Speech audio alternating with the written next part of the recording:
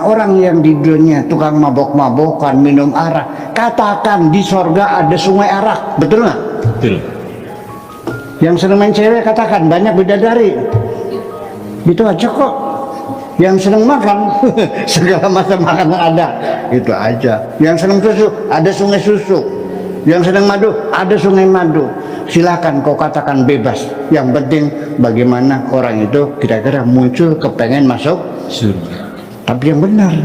Ada mau pengennya hanya di mulut saja, tapi tidak dibuktikan, tidak direpresentasikan dengan perbuatannya. Katanya pengen masuk surga.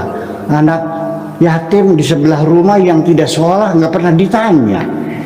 Sebelah kiri ada orang miskin nggak makan, nggak pernah dikasih makan. Katanya pengen masuk surga. Bohong loh.